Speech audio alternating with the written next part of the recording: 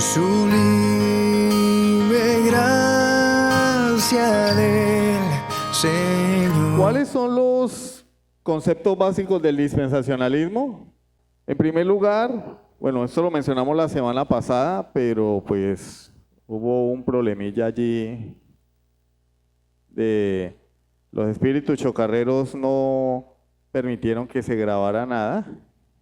La primera piedra angular o la primera columna de este sistema, recordemos que dijimos que eran tres, es una hermenéutica totalmente iliteral, y por hermenéutica entendemos el arte o la ciencia de la interpretación.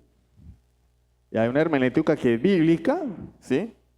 Pero todos nosotros cuando leemos, vemos una película o hacemos un proceso de análisis, así sea automático, estamos haciendo hermenéutica. Una hermenéutica personal puede ser basada en nuestros patrones de pensamiento preconcebidos, en nuestra formación. Pero hacemos siempre interpretación. Ahora bien, ellos aplican algo que se llama hermenéutica literal, interpretación literal de la Biblia. ¿Qué quiere decir eso? Que ellos tienen un literalismo extremo o total a la hora de leer la Escritura. Entonces, cuando ellos van a las profecías del Antiguo Testamento, las interpretan de manera completamente literal, completa y totalmente literal. Ellos interpretan la profecía judía del Antiguo Testamento, ¿sí?, como un futuro reino mesiánico, porque ellos perciben allí que son eventos que no se pueden cumplir hoy.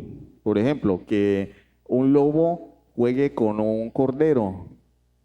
Eso no puede suceder. O sea, en esta realidad hoy no puede suceder. Entonces ellos dicen, eso es algo que va a ocurrir, porque lo interpretan literal, ¿no? O sea, cuando ellos leen, jugará el lobo con el cordero, ellos dicen, va a jugar el lobo con el cordero. Lo que pasa es que en este mundo caído eso no sucede. Entonces ellos dicen, bueno, es en el futuro, en un reino milenial, donde el lobo va a jugar con el cordero. El niño va a jugar con la serpiente y no lo va a morder. En este mundo caído, si uno juega con una serpiente, lo muerde. Pero en el reino milenial no va a ocurrir así. Entonces lo interpretan todo a partir de allí. Y hablábamos de un silogismo, que es una deducción lógica donde hay una premisa mayor, una premisa menor y una conclusión, ¿sí? Y tenemos un ejemplo. Todos los chocoanos son negritos. Esa es la premisa mayor. Todos los oriundos o procedentes de Chocó son negritos. Premisa mayor. Premisa menor. Juan es del Chocó. ¿Cuál es la conclusión? Pues que Juan tiene que ser negrito.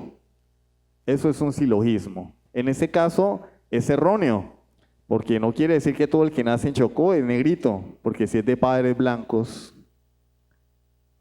o es un mestizaje entre un blanquito y un negrito, o un negrito y un mestizo como nosotros, puede que no salga negro. Entonces, en este caso es un silogismo que da una conclusión errónea. Y lo mismo sucede con el silogismo que ellos plantean. No estoy queriendo decir que todo silogismo sea erróneo, no. El error lo hacemos nosotros, pero podemos hacer conclusiones lógicas aplicando silogismos correctos, ¿sí? O premisas correctas. En el caso de ellos dicen que si interpretamos literalmente el Antiguo Testamento, la iglesia no aparece allí. Y es verdad, si nosotros vamos al Antiguo Testamento y lo interpretamos con un literalismo extremo, la iglesia no aparece. No aparece. Vamos a las profecías y vemos profecías de la futura restauración de Israel, de Sión, la ciudad de Dios. Si la leemos así literalmente, no aparece. Premisa menor. Algunos creyentes ven a la iglesia en el Antiguo Testamento, creyentes como nosotros que vemos la iglesia en el Antiguo Testamento. ¿Cuál es la conclusión? Que nosotros estamos equivocados. Porque si la premisa mayor es cierta, nosotros estamos en un error. Si leyendo literalmente el Antiguo Testamento la iglesia no aparece allí, entonces nosotros estamos en un error. Ahora bien, ¿la premisa mayor es correcta? No, es incorrecta, es falsa. ¿Por qué? Porque la Biblia se interpreta de acuerdo al contexto y de acuerdo al género literario. Entonces yo leo literalmente aquello que amerita que se lea literalmente, pero hay textos, incluso libros enteros, que yo no los puedo leer literalmente. El Cantar de los Cantares yo no lo puedo leer literalmente. Algunos salmos no se pueden leer literalmente. Las profecías no se pueden leer literalmente. Entonces, no se puede aplicar un literalismo total a la lectura de la Escritura. No se puede. ¿Sí? Como dice alguna canción, ay, no se puede, ay, no se puede. No se puede, porque caeríamos en un error. Caeríamos en un error. Caemos en el error de pensar que al final de los tiempos los lobos y las ovejas van a jugar juntos, porque hay un texto que lo enseña. Pero eso tiene que querer decir algo. Ese lenguaje tiene un propósito y tiene una forma de interpretarse, que no la vamos a ver hoy, la vamos a ver, si Dios lo permite, la semana que viene, cuando veamos cuál es la forma correcta de interpretar las profecías del Antiguo Testamento. ¿Sí? Hoy no lo vamos a ver. Estoy haciendo una introducción. Pero aquí en este mundo no va a haber algo como que las serpientes juegan con los bebés. O la palabra de Dios dice que en el Antiguo Testamento que David va a reinar en el futuro reino milenial. Y ellos dicen, sí, David va a resucitar de los muertos y va a reinar aquí en el milenio. O sea, no, eso tiene que significar algo. Por ejemplo,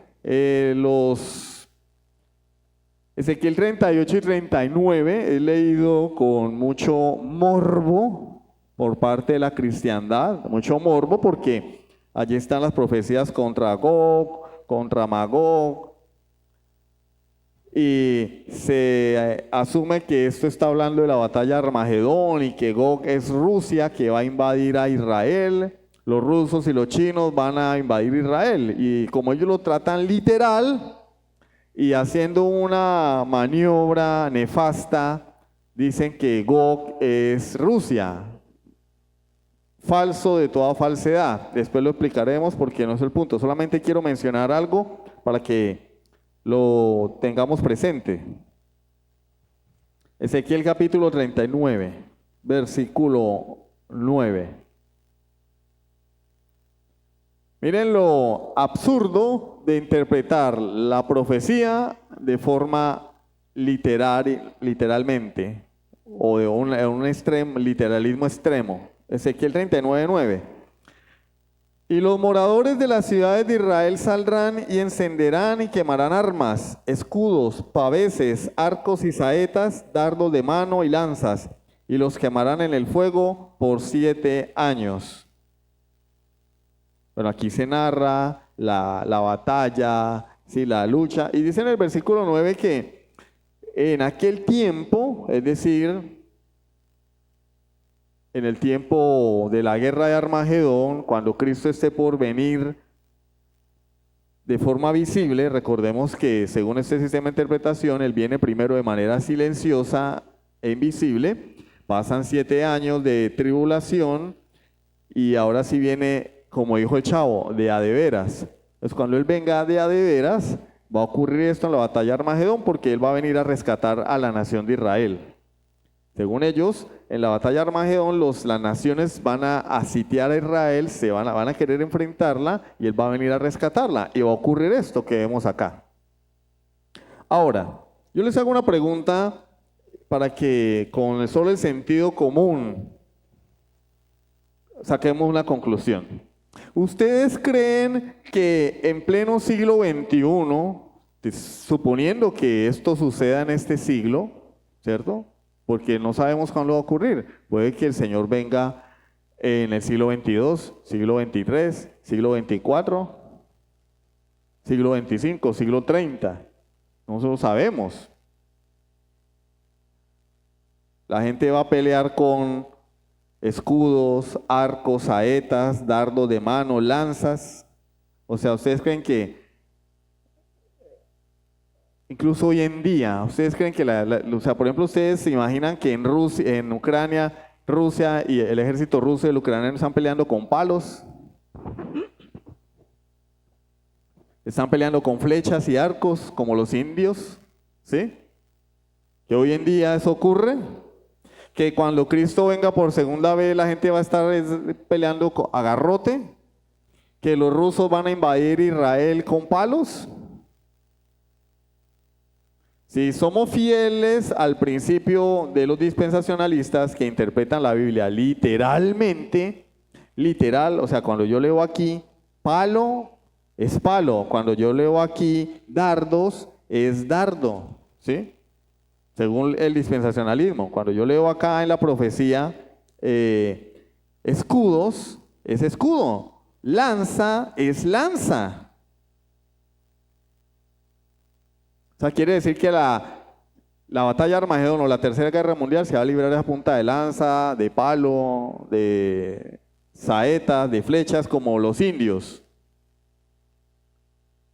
Pues tiene que ser uno muy tonto. Por ejemplo, si yo soy el presidente de Rusia y quiero invadir una nación, pues le tiro una bomba y ya. Ahora, si quiero invadir, tengo ejércitos, tengo aviones, tengo barcos, tengo infantería, tengo caballería. Ahora bien, si quiero exterminar la nación, le tiro una bomba y listo. Bastantes bombas tiene Rusia para acabar con cualquier nación. ¿Qué necesidad hay de pelear con palos? ¿Sí?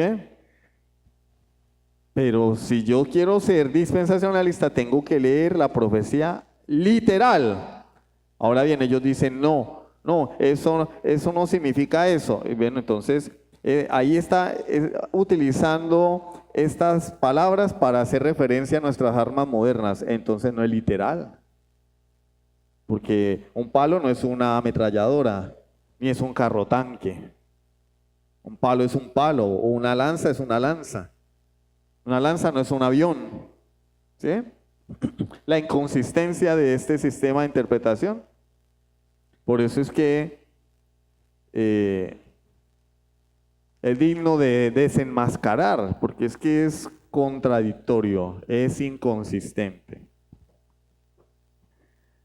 Charles Ryrie, que no hay que confundirlo con Juan Carlos Rail, ¿sí? Juan Carlos Rail es un teólogo reformado de hace muchos años.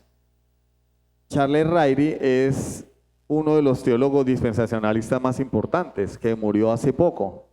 Charles Ryrie dice que esta característica, la hermenéutica extrema, hermenéutica literal extrema, es una característica sine qua non. Sine qua non es una frase latina que significa que sin esto no hay nada. No hay lo demás. Es decir, ¿de dónde se desprende todo el sistema dispensacionalista? De la interpretación literal.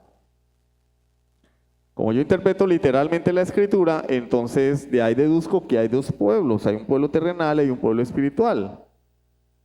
Si hay un pueblo terrenal y uno espiritual, entonces en este momento Dios está tratando con su pueblo espiritual, que es la iglesia. Porque según ellos, el reloj de Dios se detuvo. Se le acabó la pila al Señor. Y estamos en un paréntesis, si lo han oído mencionar, estamos en un paréntesis que es la era de la iglesia. Donde Dios tuvo que detener su reloj profético porque la nación de Israel rechazó al Mesías. Entonces Dios frena ahí, para su trato con Israel. Y ahora durante 2000 años vemos cómo ha tratado con la iglesia, con los gentiles. Ahora, sabrá Dios, según ellos, hasta cuándo, porque no se sabe cuándo va a finalizar la era de la iglesia.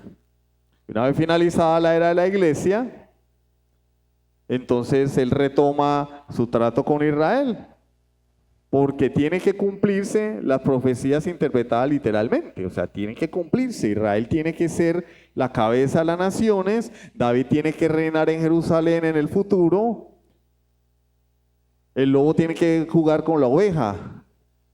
Para que eso se cumpla hay que hacer una cantidad de maniobras, introducir un paréntesis de que lleva 2000 años, porque si no, nada de lo que ellos enseñan es verdad. ¿Qué es Israel? Según los dispensacionalistas, para el dispensacionalista Israel es la nación de los judíos. Punto. Los judíos, los que están en este momento dándose bala con el grupo Hamas allá en Oriente Medio, peleando por tierra, entre comillas, ¿no? Están peleando es por recursos, ¿sí? Por lo que encontraron allá. Encontraron, ahora sí hay más interés, ¿sí? No es ninguna guerra santa ni nada por el estilo. De hecho, pues puede que haya gente que se ofenda, pero los judíos no tienen ningún derecho a esa tierra. Ellos fueron dispersados y esa tierra fue poblada. Y después ellos llegaron reclamando esa tierra porque no, es la tierra de nuestro padre Abraham. O sea, con ese cuento, sí, porque es un cuento.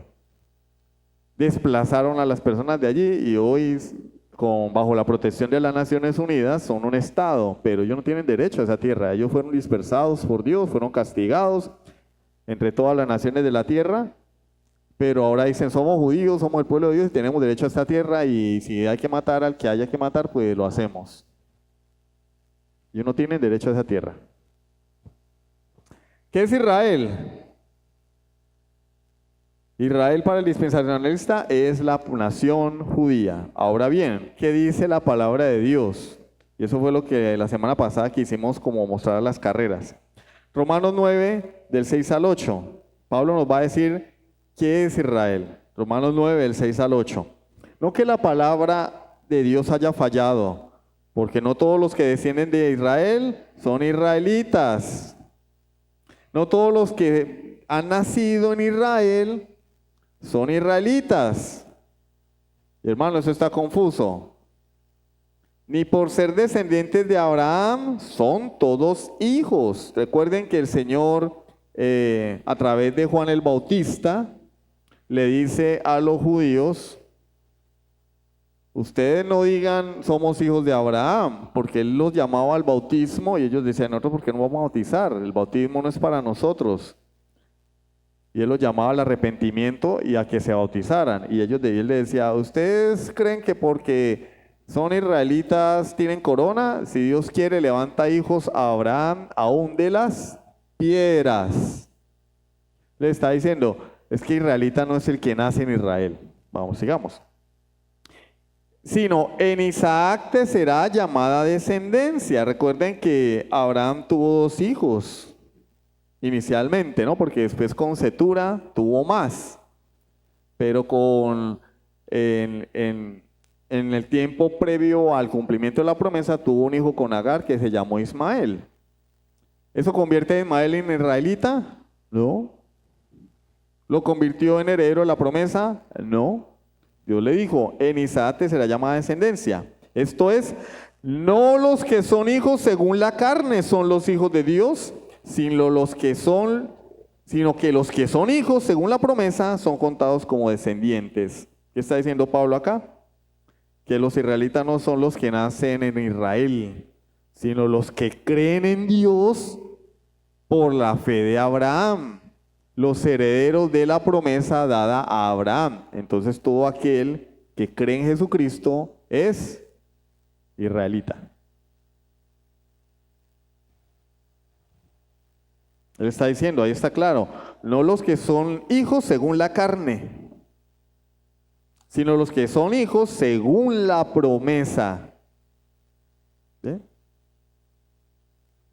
Entonces, para Pablo Israel no es la nación judía, para Pablo Israel es el conjunto de personas que creen en Dios que creen en Jesucristo por la fe de Abraham.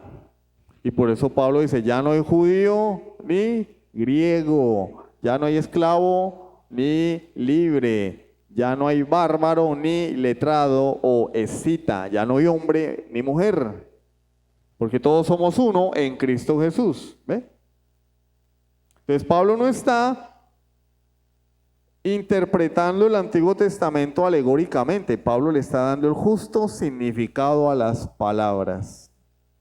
¿Qué es Israel? Israel es la nación de Dios. En el Antiguo Pacto, Dios hizo un pacto con un pueblo nacional, con un pacto nacional con un pueblo, pero ese pueblo era un tipo del verdadero Israel. Ese pueblo era la semilla. Pero esa semilla iba a germinar, iba a madurar, iba a desarrollarse. Si yo siembro una pepa de limón, cuando ella germine y salga la matica de limón, yo no voy a decir que la matica de limón es la semilla, ¿no? Son diferentes, pero la matica de limón procede de la semilla, ¿sí o no? Hay una relación entre la semilla y la matica. Sin semilla no hay matica. La matica se deriva del proceso de germinación de la pepita de limón. ¿Sí? Y eso nos lleva, eso nos lleva todavía. Vamos a seguir con la analogía de la pepita de limón, pero más adelante, permítame avanzar al siguiente punto. ¿Cuál es la segunda columna de este sistema? Un verticalismo rígido, una separación rígidamente vertical entre las diferentes épocas de la historia cristiana. Es decir, ellos dicen, ¿sí recuerdan las dispensaciones? No. ¿Ustedes se acuerdan al profesor Girafales cuando le preguntaba a la clase y se ponía a llorar, no? Yo no voy a llorar porque Celia Cruz dice que no hay que llorar. La vida es un carnaval. Las dispensaciones. Primera, la de la inocencia con Adán. Ellos, ¿qué es verticalismo? Esto es vertical, una línea que va de arriba a abajo, es vertical, ¿cierto? Esto es horizontal, una línea que va paralela al suelo, o sea, horizontal, ¿sí? Vertical. Verticalismo rígido. Dispensación de la inocencia. Dispensación de la conciencia. ¿Cuál sigue? Dispensación de el gobierno humano. ¿Cuál sigue? Dispensación de la promesa. Dispensación de la ley. Dispensación de la gracia o el de la iglesia. Después dispensación del milenio. Verticalismo rígido. La dispensación de la inocencia no tiene nada que ver con la dispensación de la conciencia. Esto acabó acá y se murió.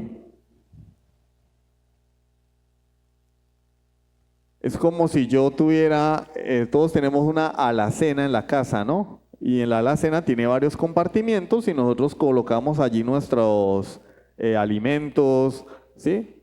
El mercadito, otros lo metemos en la nevera, y en los compartimientos. Sería muy tonto tener un mueble diferente para cada cosa. Este mueble es el del arroz, este mueble es el de los frijoles, este mueble es el de los garbanzos, este mueble es el del azúcar. Separados y el uno no tiene nada que ver con el otro. Este es azúcar y acá solo se guarda azúcar. ¿Se acabó el azúcar? Bueno, eso no le importa a los demás muebles. ¿Sí o no? Nosotros tenemos una alacena y en los compartimentos de esa alacena ubicamos todas las cosas. Y las cosas tienen una relación. Están dentro del mismo mueble, bajo una misma estructura. Ellos ubican la historia humana en cada dispensación y ellas no tienen nada que ver la una con la otra. Hermano, a mí ya me tiene aburrido este tema. Es como la piraña mueca. ¿Saben cómo le pasó a la piraña mueca, no? Averígüenlo. puede que parezca que no tiene aplicación práctica, pero es que la Biblia es práctica y vamos a extraer una aplicación práctica de esto. Viene la dispensación de la ley más adelantico. Inocencia, conciencia, gobierno humano, promesa, ley. Después de la dispensación de la ley, ¿qué viene? La de la gracia, donde estamos nosotros. Ahí está el detalle, dijo Cantinflas. Verticalismo rígido, una dispensación no tiene nada que ver con la otra. Nosotros, dispensación de la gracia, según este sistema de interpretación, no tenemos nada que ver con la dispensación de la ley. Ahora sí ven la consecuencia práctica. Eso era para los judíos. El día de reposo, eso era para los judíos. Estamos en la gracia, todos los días son iguales.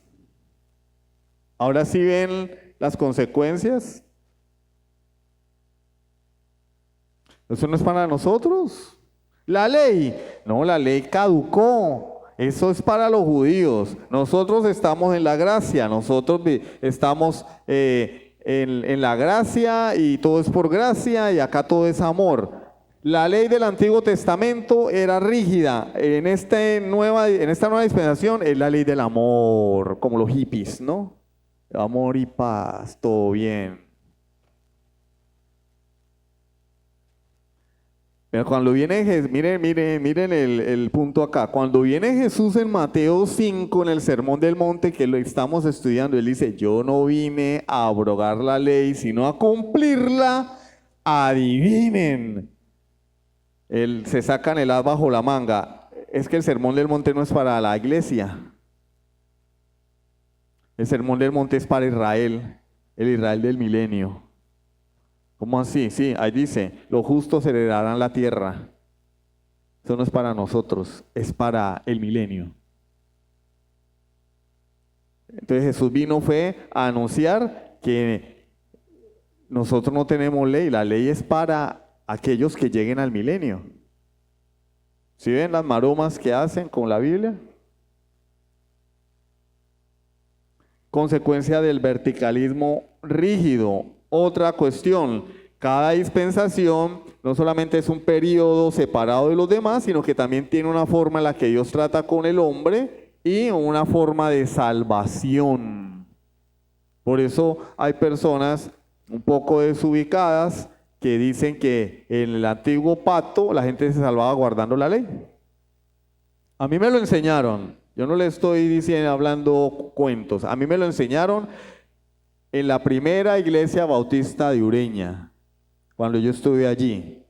El pastor que estaba allí, Marcos Betancourt, enseñaba de forma clara que en el antiguo pacto la gente se salvaba guardando la ley. Y en el nuevo pacto es la gracia. Falso. Falso. Porque la ley de Dios no ha perdido vigencia. Sus 10 mandamientos. Ahora, si la ley de Dios hubiera muerto en el antiguo pacto, pues nosotros podríamos hoy salir a matar, robar, violar, fornicar, adulterar, pegarle al papá, pegarle a la mamá, porque pues eso es del antiguo pacto, eso no tiene nada que ver con nosotros. Ahora, ¿por qué no lo hacen? Solamente aquellas cosas. Ahora bien, ¿por qué en ese tipo de congregaciones sí piden el diezmo? Eso es algo confuso, ¿no? No, eso era para el antiguo pacto. Pero bueno, vamos ahora a diezmar, hermanos. Hermano, pero es que el diezmo está en el antiguo pacto. ¿Por qué no son consecuentes? ¿Sí? No son consecuentes. Pero en su retórica, es decir, en su hablar, es un verticalismo rígido. Ahora, en la práctica, no son consecuentes. Según ellos no tenemos nada que ver con la ley de Dios. Esto destruye la unidad del plan redentor de Dios, porque como decíamos la semana pasada, Génesis 3:15 nos anuncia la llegada del Salvador, nos anuncia incluso de forma nos da un destello muy pequeño de lo que es la iglesia, porque habla de una descendencia de la mujer que va a tener enemistad con la simiente de Satanás, es decir, los hijos del malo. Y eso surgió en la primera generación. Nació Caín, nació Abel. ¿Qué hizo Caín? Mató a su hermano, porque era hijo de Satanás. Abel, de donde vendría el Mesías, era un justo. Murió Abel. Dios levantó de Adán y Eva el tercer hijo que reemplazaría a Abel, Set. Y de allí viene la descendencia de Jesús. Y por la descendencia de Caín, lean el libro de Génesis. Si apareció algo bueno de Caín, absolutamente nada. Y cuando los hijos de Caín se juntaron con las hijas de Abel, o los hijos de Abel con de Set, la descendencia de Caín con la descendencia de Set, ¿qué sucedió? Dios dijo, vamos a acabar esto. Se incrementó la maldad en la tierra cuando hubo yugo desigual. Ahí fue cuando Dios dijo, ya no voy a tolerar más al hombre. Sus días serán 120 años y llamó a Noé. 120 años después destruyó la humanidad Dios. Pero el detonante fue la mezcla entre los hijos de Satanás y los hijos de Dios. La descendencia de la mujer y la descendencia de Satanás que se derivó de Caín. Y eso fue lo que hizo que Dios enviara el diluvio, la mezcla. Porque Dios desde siempre ha anunciado que su pueblo es santo y consagrado a Él, desde la misma creación, desde el mismo Edén, desde la caída. Entonces Génesis 3:15 nos anuncia una promesa de salvación. Pondré enemistad entre ti y la mujer, hablándole a la serpiente, ¿no? Entre tu simiente y la simiente suya. La simiente de la serpiente heriría, la simiente de la mujer te herirá en la cabeza. ¿Quién? La simiente de la mujer. ¿Quién es la simiente de la mujer? Cristo.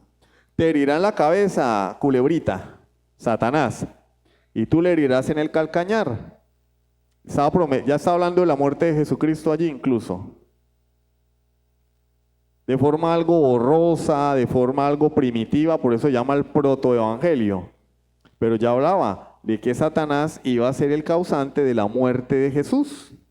Una herida en el calcañar, o sea, una mordida en el tobillo. Cuando uno lo muerde una hormiga en el tobillo, a uno le duele, pero no se muere uno.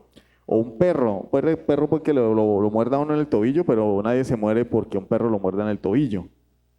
Pero la herida en la cabeza en una serpiente es mortal. ¿Y uno por dónde es que mata a las serpientes? Por la cabeza. Hay que matarla por la cabeza. Usted le aplasta la cabeza a la serpiente y hasta ahí llegó. El Señor dijo, la simiente de la mujer, mi hijo Jesucristo, te va a aplastar, te va a vencer. Y tú lo vas a herir a él. Preciso, eso fue lo que ocurrió. Jesús fue herido, figurativamente hablando, en la cruz. Porque él murió físicamente, pero resucitó. Sin embargo, Satanás fue vencido allí. Fue vencido en la cruz del Calvario. Fue vencido, fue atado en la cruz.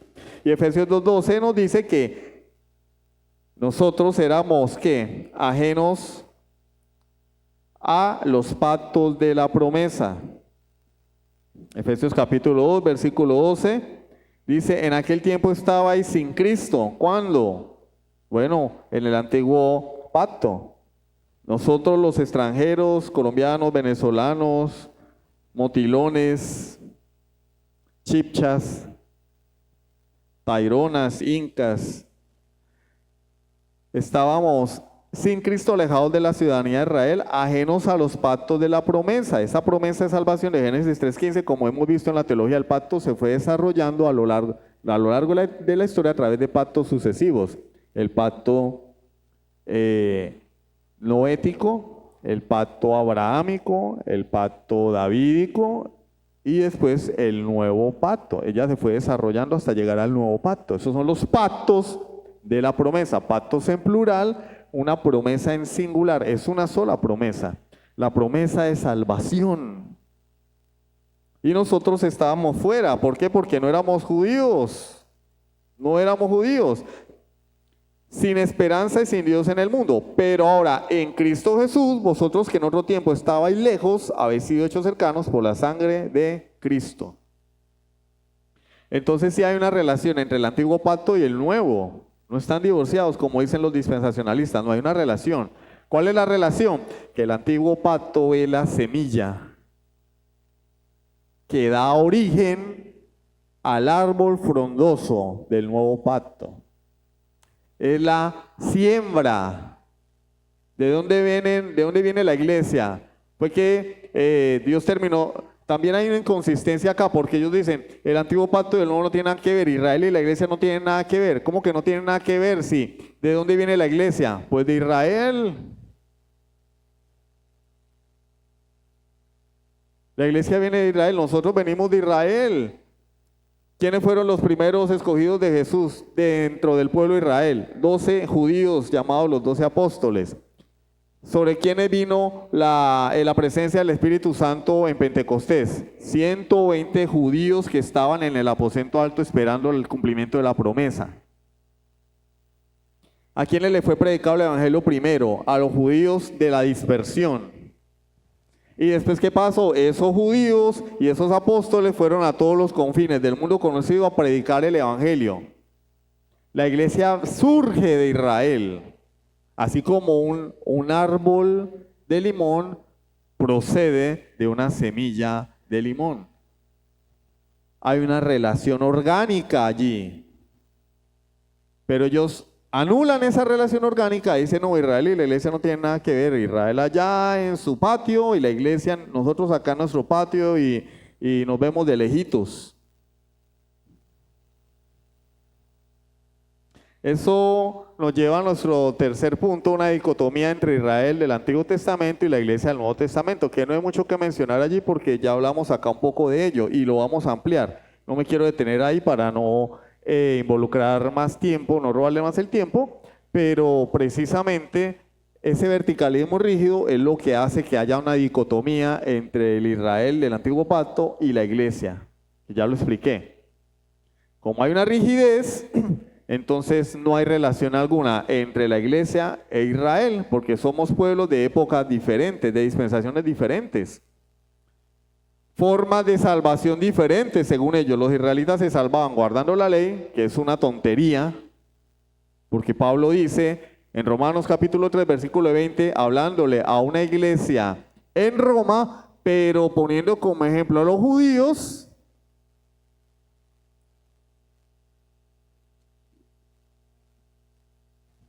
Romanos capítulo 2, versículo 17. He aquí tú tienes el sobrenombre del judío y te apoyas en la ley y te glorías en Dios. Estamos en el capítulo 2 y él está hablándole a un judío. Y lo que hace Pablo en Romanos 1 y 2 es acusar a judíos y a gentiles que todos están bajo pecado. Cuando llegamos al capítulo 3, versículo 9, él dice que pues somos nosotros mejores que ellos en ninguna manera. ¿Nosotros los judíos somos mejores que los gentiles? No. Pues ya hemos acusado a judíos y a gentiles que todos están bajo pecado. Y cuando llega al versículo 20 dice, ya que por las obras de la ley ningún ser humano será justificado delante de Dios. ¿A quién le está hablando? Ahí está encerrando a todo el mundo, judíos y gentiles. Entonces, ¿cómo es eso que los judíos se salvaban guardando la ley? Si Pablo acá está diciendo que ningún ser humano, judío o gentil, puede salvarse por las obras de la ley, porque por medio de la ley es el conocimiento del pecado. ¿Sí ven? Otra inconsistencia, no hay salvación fuera de Cristo, porque la ley no fue dada para que nadie se salve a través de ella. La ley fue dada para que al ver nuestra incapacidad, miremos a la cruz. Otra inconsistencia del dispensacionalismo.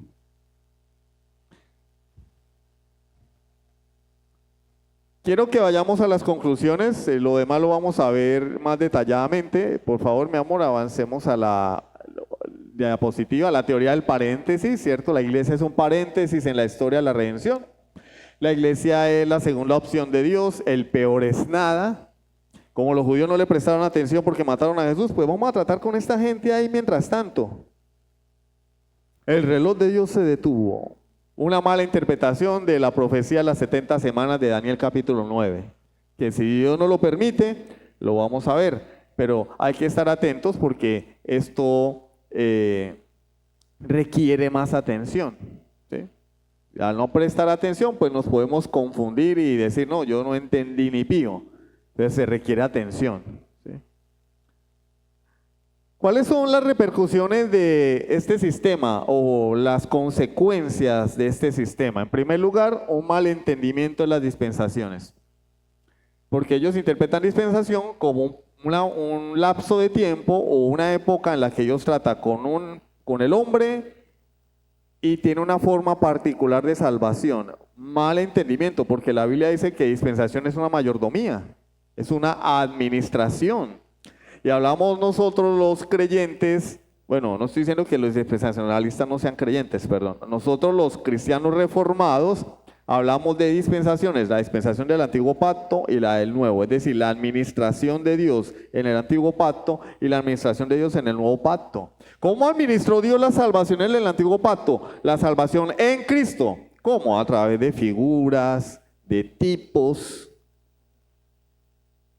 Cristo no había venido. ¿Cómo se salvaba la gente en el antiguo pacto si Cristo no había venido? Bueno, creían en Él, lo veían en el sacerdote, lo veían en el maná, lo veían en las tablas de la ley, lo veían en el templo, en el tabernáculo, lo veían en el pectoral del sacerdote, lo veían en la vara de Aarón que floreció, lo veían en el altar, lo veían en los panes de la proposición, lo veían en el maná, lo veían en el agua que brotaba de la roca. Así administró Dios en el antiguo pacto. En el nuevo pacto, ¿cómo creemos nosotros en Cristo? Ahora en el nuevo pacto, a través de un libro lleno de hojas. Porque habrá quien diga, no, pero ¿cómo es posible que una persona se salve viendo el pan caer del cielo? Bueno, yo les pregunto, ¿cómo es posible que nosotros nos salvemos leyendo un libro?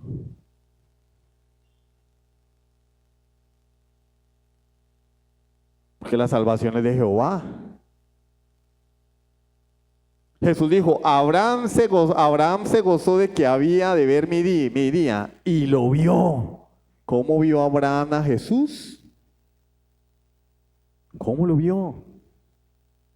Cuando Dios hizo el pacto con él en el sacrificio, cuando él mismo fue a sacrificar a su hijo Isaac y vio un cordero enredado allí entre las matas, entre las plantas, lo vio allí, él vio a Jesús allí y por eso él es el padre de la fe. ¿Sí? Porque pues, ellos vuelven los dispensacionalistas, no es que en el antiguo pacto la gente no se podía salvar por Cristo porque no estaba Cristo. Pero ¿cómo que no? Salvación siempre ha sido por Cristo. Hay un mal entendimiento de lo que es dispensación. Eso nos lleva al cristianismo carnal. La teología del cristiano carnal, bueno, cuando hay una persona que dice que es creyente pero no anda conforme a las escrituras, el dispensacionalista y el 95% de las iglesias evangélicas modernas, ¿sí?, pentecostales y bautistas generales dicen, no, es que es un cristiano carnal. Cristiano carnal es aquel que ha hecho de Jesús su Salvador, pero no su Señor, porque según el dispensacionalismo Jesús todavía no está reinando. Jesús no es rey, Él va a reinar en el milenio futuro. Hoy no está reinando Jesús. Él va a reinar en el milenio futuro. Entonces, como Él no está reinando ahora, Él no es Señor de los creyentes, es Salvador. Cuando un creyente no lo hace su Señor, porque también ellos dicen, ese es tú el que tienes que entregarle el señorío de tu vida a Jesús.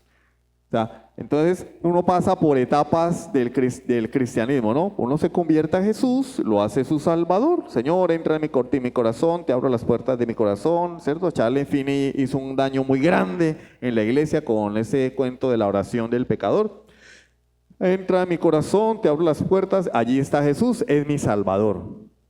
Pero yo puedo vivir 2, 3, 4, 5 años dando mal testimonio, pecando, voy a la iglesia, eso sí, y después digo, no, ¿saben qué? Voy a hacer a Jesús mi Señor. Yo lo voy a hacer mi Señor. Le voy a entregar el trono de mi vida. Ay, claro, ¿cómo? Aleluya. Cristiano carnal. ¿Te han escuchado oír a eso? Yo sí me cansé de escucharlo en la iglesia.